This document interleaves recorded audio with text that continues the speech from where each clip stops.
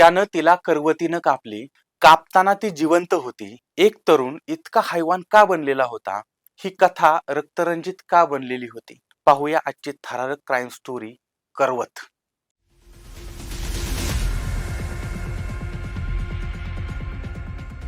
तारीख होती 2 फेब्रुवारी 2015. ठिकाण आहे लखनौचं शहीद पथ. वेळ साधारणपणे सकाळची होती आणि त्या ठिकाणी एक गोणी पडलेली होती. त्याच्यातनं रक्त बाहेर येत होतं आणि ज्यावेळेस लोकांनी बघितलं, माशा वगैरे गोंगावत होत्या. काहीतरी दिसतंय त्याच्यामध्ये काहीतरी, आणि ज्यावेळेस समोर जाऊन जवळ जाऊन बघितलं, तर त्याच्यामध्ये मानवी शरीराचे तुकडे होते, मानवी पाय होते. त्यानंतर मग पोलिसांना वगैरे बोलवण्यात आलेलं होतं. त्यानंतर मग बाकीचे अवयव आजूबाजूला सापडलेले होते आणि ते एका मुलीचं शरीर होतं.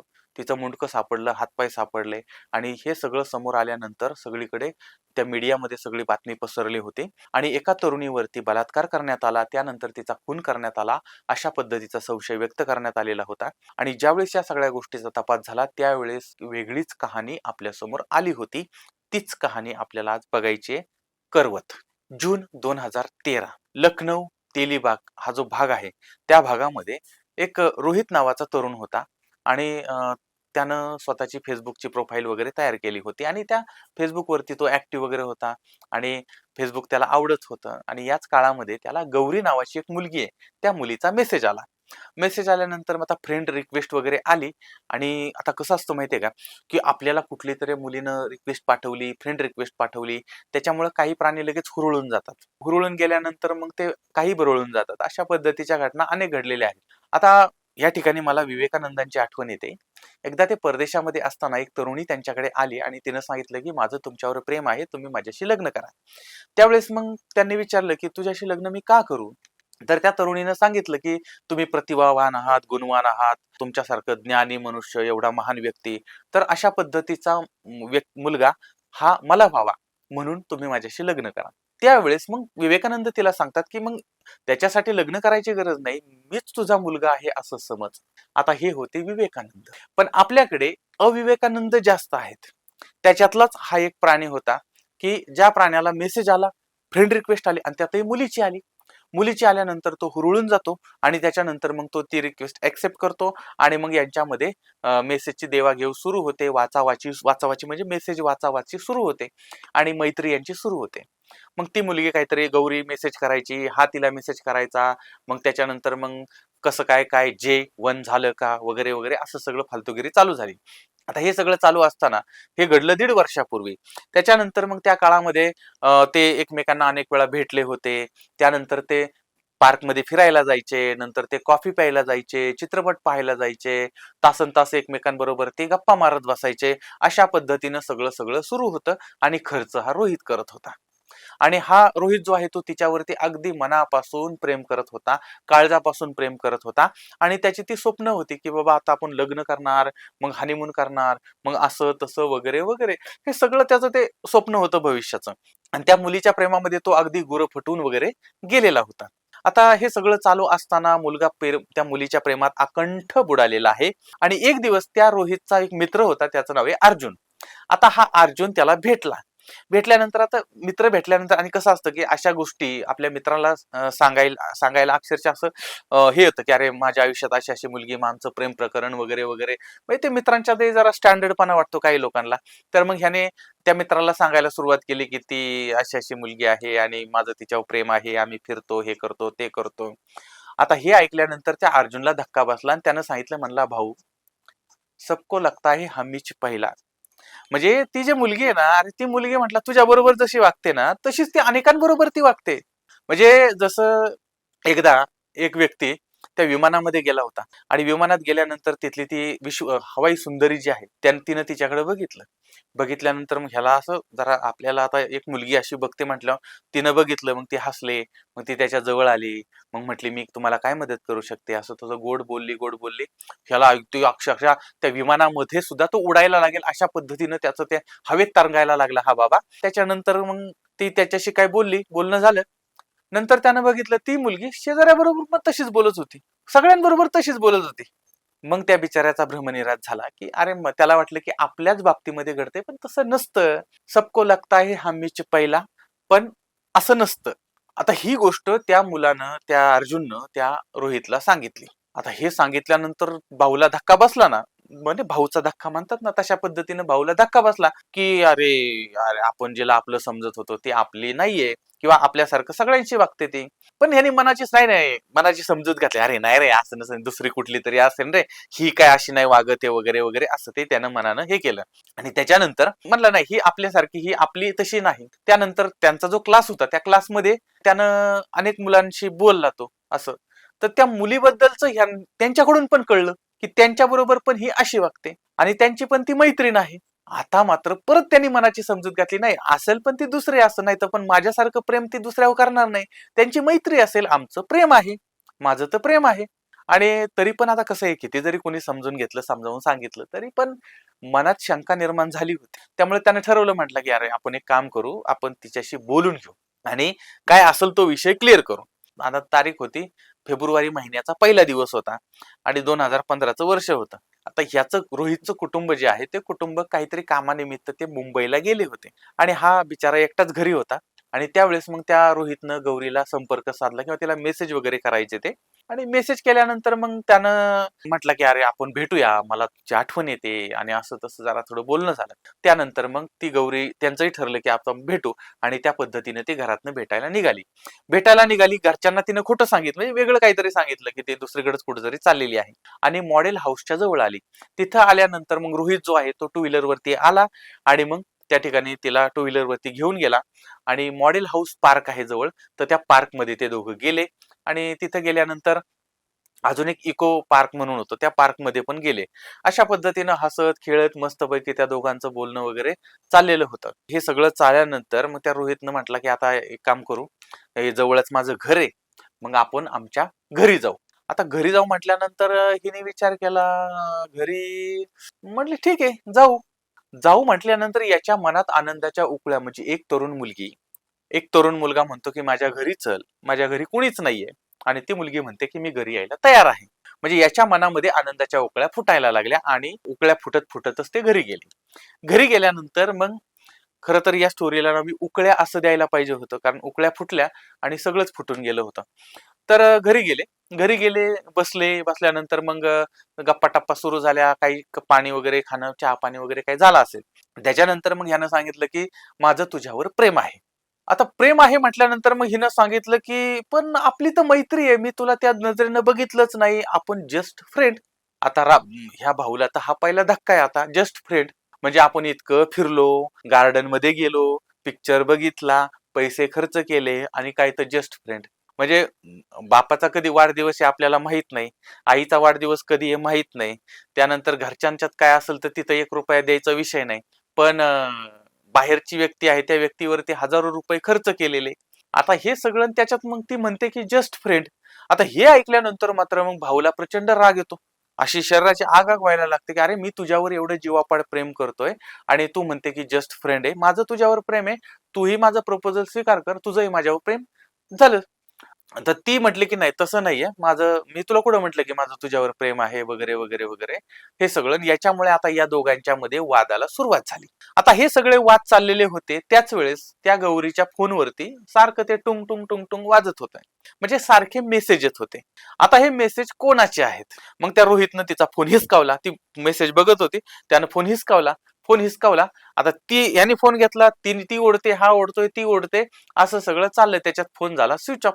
फोन स्विच ऑफ झाल्यानंतर मग हा म्हणतो की मला फोन दे, ती म्हणते की नाही देणार नाही, तुझा काय संबंध आहे माझा फोन घेण्याचे, हे काय ते काय. हे सगळ्यांच्यामध्ये मग लढाई पार हात घायला आली होती. मग ह्यानं जोरानं तो खेचला, फोन चालू केला आणि म्हटला पासवर्ड सांग. म्हणली तुझा काय संबंध आहे, तू कोण आहेस, तू माझा पासवर्ड कशाला मागतोय. वादावादी सुरू झालेली आहे. ऐकून रोहित पिसाळलेला आहे आणि तो इतका पिसाळला, इतका रागवला, ती गौरी घाबरल्यावर तिने पासवर्ड सांगितला. त्यानंतर यानं पासवर्ड टाकला, फोन केला अनलॉक आणि व्हॉट्सअप सुरू केला. टुंग टुंग टुंग टुंग टुंग टुंग टुंग टुंग टुंग टुंग इतके मेसेज आले आणि ते सगळे मेसेज ह्या मित्राचे, त्या मित्राचे, हे ते सेम असेच जसे याला मेसेजेस होते तसेच मेसेज आले. आणि हिनं त्यांना काही फोटो बिटो पाठवलेले होते. आता हे सगळं बघितल्यानंतर मग तो पण असा रोहित वैतागलेलाच होता. आणि त्याच्यात ही म्हणत होती की तुझा माझा काय संबंध आहे, माझा फोन दे आणि हे कर ते कर. आणि ह्याचं एक तर आतळपायाची आग अगदी त्याच्या डोसक्यामध्ये गेलेली होती, राग आलेला होता. आणि त्यानं मग त्या रागामध्ये म्हणजे पाठीमागचा सगळा हिस्ट्री त्याला आठवायला लागली. आपण वर्ष दीड वर्ष इतकं ते समजत होतो वेगळंच आणि सगळा विषय समोर आला. आणि मग हिने माझा विश्वासघात केलाय, हिने मला फसवलंय, पाठीमध्ये वार केलाय, खंजीर खुपसलाय, असं तसं तसं असं. आणि त्यानं तिचा गळा आवळायला सुरुवात केली. आणि त्या भिंतीला तिचा तो गळा त्यानं तो दाबून धरला. ती विरोध करत होती, सोडण्याचा प्रयत्न करत होती, पण शेवटी याच्यामध्ये राक्षस शिरला होता. आणि मग यानं तिला पार अगदी तिचे डोळे पांढरे झाले, तिचा श्वास कोंडला, फडफडली, तडफडली आणि तिची तडफड शांत झाली. ती खाली कोसळली, तिचा जीव गेला. जीव गेल्यानंतर हा बाबा भानावरती आला आणि आता कळलं की काय झालं. आपण एक खुनी बनलेलो आहोत.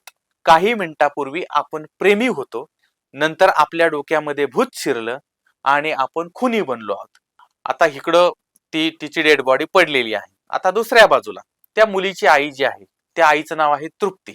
आता त्या आईला काळजी वाटत होती की मुलगी कवा गेलेली, अजून घरी आलेली नाही.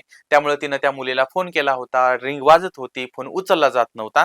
त्यानंतर संध्याकाळ झाली तरी मुलीनं फोन उचललेला नव्हता. इकडं सगळा हा इकडं तिचा खून झालाय, तिकडं ती आई काळजीमध्ये आहे. नंतर वडील आले, वडील काळजीमध्ये आहेत. आता काय करायचं त्या मुलीच्या घरच्यांना काही कळत नव्हतं. आणि त्यावेळेस मग त्या आईनं एकदा फोन केला तर हा विचारला रोहितनं, कारण सारखा फोन यायला लागला ना. फोन उचलल्यावरती त्यानं सांगितलं की म्हटलं मी रोहित बोलतोय, गौरीचा मित्र बोलतोय आणि आम्ही इको पार्क मध्ये आहोत आणि तिला काहीतरी त्रास होतोय म्हणून आम्ही तिथं थांबलेलो आहोत. आता हे आईला कळलं. आईला कळल्यानंतर आता तिचे वडील जे होते शिशिर, ते पण तिथं आले होते. मग ते आई वडील दोघे मिळून आलमबाग जो भाग आहे ना, त्या भागामधलं हे जे इको पार्क आहे, त्या इको पार्क मध्ये पोहोचले. तिथं बघितलं मुलगी नाही, मुलगा नाही, फोन बंद, काहीच कळायला मार्ग नाही. आता हे बघितल्यानंतर त्यांच्या लक्षात आलं काहीतरी प्रॉब्लेम दिसतोय. त्यानंतर मग त्या वडिलांनी पोलिसांना फोन लावला आणि घटनेची माहिती दिली होती. आणि गौरी श्रीवास्तव ही मुलगी बेपत्ता आहे अशा पद्धतीची अमिनाबाद पोलीस ठाण्यात तक्रार दाखल करण्यात आली. त्यानंतर आता तारीख होती 2 फेब्रुवारी 2015. रायबरेली रोड आहे त्या ठिकाणचं, म्हणजे त्या भागामध्ये शहीद पथ जो होता त्या ठिकाणी हे बॉडी पार्ट सापडलेले होते. आणि मग डोकं सापडलं, हातपाय सापडले, धड सापडलं होतं आणि ओळख पण पटलेली होती की ही तीच मुलगी आहे, कारण तिच्या चेहऱ्यावरती कुठलीही असं चेहरा बिघडवला होता वगैरे नाही. आणि आता ह्या मुलीची हत्या आणि असं प्रथमदर्शनी वाटत होतं की तिच्यावरती बलात्कार पण झालेला आहे. आणि त्यामुळे मग सगळीकडे ती बातमी पसरली आणि त्याच्यानंतर मग खळबळ उडालेली आहे. त्यानंतर पोलिसांनी मग तिचे कॉल डिटेल्स वगैरे तपासले. आता त्याच्यातनंही काही महत्वाच्या गोष्टी समोर आलेल्या नव्हत्या, कारण कारण त्या गौरीनं त्या रोहितला फोन कधी केलेला नव्हता. त्यांचं काही मेसेज वगैरे व्हायचे किंवा वेगळ्या पद्धतीने ते एकमेकांशी कनेक्ट व्हायचे. आणि त्याच्यामुळे पोलिसांकडे त्या रोहितचा नंबर सुद्धा नव्हता. आणि पोस्टमॉर्टम मध्ये एक गोष्ट लक्षात आली की तिच्यावरती बलात्कार झालेला नाही. पण विचार करा, अक्षरशः त्या मुलीचे जे तुकडे केले होते ना, तर ते जिवंत होती त्यावेळेस ते तुकडे झालेले होते, ही माहिती पोस्टमॉर्टम मधून समोर आली. त्यामुळे एक तर बलात्कार झालेला नाही, पण तुकडे झालेत आणि तुकडे जिवंतपणे झालेत. म्हणजे ही अत्यंत गुंतागुंतीची आणि अत्यंत भयंकर अशी ही घटना होती. मग नक्की हेतू काय होता हे मारण्याचा हे कोणाला कळत नव्हतं. पोलिसांनी कसून तपास करायला सुरुवात केली होती. त्याचबरोबर त्या मुलीचं लोकेशन शेवटचं जे होतं ते तेलीबाग किंवा हा जो भाग आहे त्या भागातलं होतं. त्यामुळे मग पोलिसांनी सीसीटीव्ही फुटेज तपासायला त्या भागातले सगळे सुरुवात केली. त्यावेळेस मग एक सीसीटीव्ही होता, त्याच्यामध्ये ही मुलगी कॅप्चर झालेली होती. तर एक तरुण येतो, त्या तरुणाच्या बाईकवरती ती बसते आणि ती निघून जाते, अशा पद्धतीनं ते दिसतं. पण ते सीसीटीव्ही ना अक्षरशः दारिद्र्य रेषेखालचं होतं. म्हणजे ते इतकं खराब होतं की त्याच्यात नंबर प्लेट वगैरे काही दिसत नव्हतं आणि चेहरा तर दिसणं शक्यच नव्हतं, फक्त जाणवत होतं की अशा पद्धतीनं आहे म्हणून. आणि तपास मग त्या ठिकाणीच स्टॉप झाला होता. पण पोलिसांनी विचार केला की तो हेल्मेट घातलेला जो मुलगा आहे त्याचा शोध घ्यायचा आहे. तर त्याच्यासाठी मग पोलिसांनी 50,000चं बक्षीस पण जाहीर केलं होतं, पण त्याचा काही उपयोग झाला नव्हता. मग आता काय करायचं, मग पोलिसांनी प्रादेशिक परिवहन विभाग म्हणजेच कार्यालय आरटीओ जे आहे तर त्या आरटीओ कडून माहिती मागवली की त्या परिसरामध्ये हे ज्या मॉडेल आहेत, हे जे त्या सीसीटीव्ही मध्ये दिसतंय तशा पद्धतीच्या मॉडेलच्या किती गाड्या आणि कुठं कुठं आहेत त्याच्याबद्दलची माहिती द्या. आणि त्या पद्धतीनं मग पोलिसांना माहिती मिळाली आणि पोलीस ते शोधायला लागलेले होते. आता हे सगळं शोधत असताना त्यांना एका ठिकाणी अशी माहिती मिळाली की या ठिकाणी सुद्धा ती गाडी आहे आणि त्या ठिकाणी ते पोहोचले. तर तिथं गेल्यानंतर दरवाजा बंद होता. पोलीस गेले, दरवाजा वाजवला. त्यांना ती गाडी तशी दिसली. मुलाला विचारलं की तुझं नाव काय? त्याने सांगितलं हिमांशू प्रजापती. काय नाव सांगितलं? हिमांशू प्रजापती. बरं, त्याचं नाव तपासलं तर नाव हिमांशूच होतं. त्याच्यानंतर मग आता मुलगा मुलगा वेगळाच आहे हा, आणि गाडी अशी, पण अशी अनेक ठिकाणी गाडी असू शकते ना, म्हणजे हीच गाडी तीच गाडी असेल असं नाही, कारण त्यात काही क्लिअर दिसत नव्हतं. त्याच्यानंतर पोलीस घरात शिरले, आजूबाजूला इकडे तिकडे बघितलं. त्याच्यानंतर पोलीस परत माघारी आले. माघारी आल्यानंतर मग पोलिसांनी परत ते सीसीटीव्ही फुटेज बघितलं. त्यावेळेस एक गोष्ट लक्षात आली की या मुलानं या सीसीटीव्ही मध्ये जे हेल्मेट घातलेलं आहे तसंच हेल्मेट हिमांशूच्या घरात सुद्धा होतं. ही गोष्ट पोलिसांच्या लक्षात आली. त्याच्यानंतर मग पोलीस पुन्हा 7 फेब्रुवारीला दुपारी त्या मुलाच्या घरी गेले, हिमांशूच्या घरी गेले. आणि आता पोलीस परत घरी आली हे बघितल्यावरती तो मुलगा घाबरलाय. घाबरल्यानंतर म्हणला काय झालं साहेब? तर हे म्हटलं की तुझी बाईक कुठे आहे? ही तुझी बाईक आहे का? म्हटले हा माझीच बाईक आहे. त्यानंतर मग तू गौरी श्रीवास्तवला ओळखतो का? तर मग त्याने नाही म्हटला, ही कोण मुलगी मला माहित नाही. मग विचारलं तू 1 फेब्रुवारीला कुठं होता? तर तो म्हटला मी घरीच होतो. घरीच होतो म्हटल्यानंतर मग पोलिसांनी म्हटलं तुझा फोन दाखव. पोलिसांनी त्याचा फोन घेतला. त्याच्यामध्ये बघितलं तर त्याच्यात गौरीचा फोटो. अरे बाबा, तू हिला ओळखतच नाही, हिचा फोटो तुझ्याकडे कसा काय आला? याच्यामुळे पोलिसांना खात्री पटली की याचा आणि गौरीचा काहीतरी संबंध आहे. त्यानंतर घराची झाडाझडती घेतली. त्यावेळेस गौरीचा सुद्धा मोबाईल सापडला आणि एक लाकडी करवत सुद्धा पोलिसांना सापडला. त्याच्यानंतर त्या हिमांशूला पोलीस ठाण्यामध्ये आणलं आणि आता एवढ्या गोष्टी कळल्यानंतर काही ना काहीतरी संबंध आहे, त्याच्यामुळे पोलिसांनी त्याची घासून आणि पुसून चौकशी करायला सुरुवात केली. त्याच्यानंतर मग तो बोलायला लागला की त्याचं तिच्यावरती अगदी मनापासून प्रेम होतं, पण त्याला तिला मारायचं नव्हतं. पण रागाच्या भरामध्ये त्यानं तिला मारून टाकलं आणि मग तिच्या मृतदेहाची विल्हेवाट लावायची होती. मग त्याच्यासाठी बाजारातनं एक करवत आणला होता आणि मग करवत आणला, पोती आणली. नंतर हा स्वतः भरपूर दारू पिला आणि नंतर तिचे तुकडे केले. त्याच्यामध्ये सगळ्यात अगोदर तिचे पाय म्हणजे हात कापले. हात कापल्यानंतर प्रचंड रक्त व्हायला लागलं. त्याच्यानंतर मग तिचे सगळे कपडे काढले. त्यानंतर तिचे पाय कापले. तिचं मांस जे आहे ते हाडापासून वेगळं केलं. त्यानंतर मान कापली आणि नंतर सगळं एका पोत्यात भरलं आणि ते 2 व्हीलरवरती घेऊन शहीद मार्गावरती वेगवेगळ्या ठिकाणी फेकून दिलं होतं. अशा पद्धतीनं त्या हिमांशूनं आपला गुन्हा कबूल केला होता. गुन्हा कबूल केला कुणी? हिमांशूनं. शिल्लक प्रश्न हा राहिला की हिमांशूनं गौरीला मारलं, मग रोहित कोण होता? पोलिसांनी ज्यावेळेस चौकशी केली त्यावेळेस त्यानं सांगितलं की त्या हिमांशूनच रोहित नावानं फेसबुक प्रोफाईल चालू केलं होतं आणि त्यानं गौरीला सुद्धा रोहितच नाव सांगितलं होतं आणि गौरीच्या फोनमध्ये सुद्धा रोहित नावानेच फोन नंबर सेव्ह होता, माहिती सेव्ह होती आणि तिला माहीतच नव्हतं याचं नाव हिमांशू आहे म्हणून ती सुद्धा त्याला रोहित म्हणत होते आणि त्यामुळे रोहितच्या नावानं हे सगळं घडलेलं होतं आणि हिमांशूला पोलिसांनी ताब्यात घेतलं होतं. आता हे सगळं झाल्यानंतर मग त्या हिमांशूचा किंवा रोहितचा मित्र, त्याचं नाव अनुज, या अनुजला किंवा अर्जुनला, आता काही ठिकाणी अनुज आहे, काही ठिकाणी अर्जुन आहे, तर अर्जुन गौतम किंवा अनुज आता जे काय असेल ते, पण त्याचा मित्र तो, तर त्या मित्राला पण पोलिसांनी अटक केली होती बघा. अटक केली नंतर त्याला पोलिसांनी जेलमध्ये टाकलं. नंतर त्याच्यावरती पण गुन्हे दाखल करण्यात आलेले होते, पण त्याच्या विरोधात काही पुरावे सापडले नव्हते. नंतर त्याला निर्दोष मुक्त करण्यात आलं होतं आणि ह्या घटनेनंतर 9 वर्षांनी म्हणजे साधारण जून 2024 मध्ये हा जो हिमांशू प्रजापती आहे त्याला जामीन मिळालेला होता आणि खटला चाललेला होता आणि आता आता बघूया त्यात काही शिक्षा होते वगैरे वगैरे अशा पद्धतीने. आता या सगळ्यामधून आपल्याला धडा काय मिळतो? तर एक प्रॅक्टिकल मी बोलतो बरं का. एखादी मुलगी आहे, ती मुलांना फ्रेंड रिक्वेस्ट पाठवते किंवा मुलांना ज्यावेळेस तशा पद्धतीचं रिक्वेस्ट येते, ज्या पद्धतीने एखाद्या गुळाला मुंगळे चिकटावेत ना, तशा पद्धतीनं ते प्राणी लगेच मग फ्रेंड रिक्वेस्ट आली, मुलीची फ्रेंड रिक्वेस्ट आली, मग चला रिक्वेस्ट एक्सेप्ट एक्सेप्ट एक्सेप्ट अशा सगळं पद्धतीने. आता मुलीलाही वाटतं की अरे बघा आपल्या पाठीमागं किती मुलं आहेत, विचार केला पाहिजे. हे अत्यंत सिरियस लक्षात घ्या, गांभीर्यानं लक्षात घ्या की एवढी मुलं आपल्या मागं का फिरतात? आपल्याकडे काय भाज्या विकायला आहेत का, की बाबा चल तुला भाजी खायला देते, की आपल्याकडे काय हॉटेल आहे काय हॉटेलमध्ये खायला देते, किंवा आपल्याकडे किराणा माल आहे का की आपण त्याला किराणा देतोय, किंवा आपण काय विश्वसुंदरी आहोत का, किंवा आपण काय नेता आहोत का की त्याच्या काहीतरी त्याची कामं करून देणार आहेत, त्याला टेंडर देणार आहे, आपण अभिनेत्री आहोत का? तू कोण आहेस? हे प्राणी आपल्या मागं का फिरतायत? 99.99% तरुणांची एकच इच्छा समोरच्या व्यक्तीला पटवणं आणि शारीरिक संबंध ठेवणं. हे हीच मानसिकता 99.99% लोकांची असते. कारण ज्या व्यक्तीला आपण ओळखत नाही, फक्त चेहरा बघायचा, अरे हां, आणि मग फ्रेंड रिक्वेस्ट घ्यायची, हे करायचं. एवढं सगळं. तर ही मानसिकता पहिली समजून घ्या. कुणी किती जरी काही बाता मारल्या ना, तरी पण ही लोकांची अशा पद्धतीची मानसिकता असतेच. त्यामुळे कुठल्याही मुलीनं हुरळून जाण्याची काही गरज नाही आणि मुलींनी सावध राहिलं पाहिजे. कारण काही लोकं जे आहेत ना, समजा बऱ्याच वेळा काही मुली ज्या असतात ना, त्या एकदम फ्रँकली सगळ्यांशी बोलतात, मोकळ्या मनानं सगळ्यांशी बोलतात.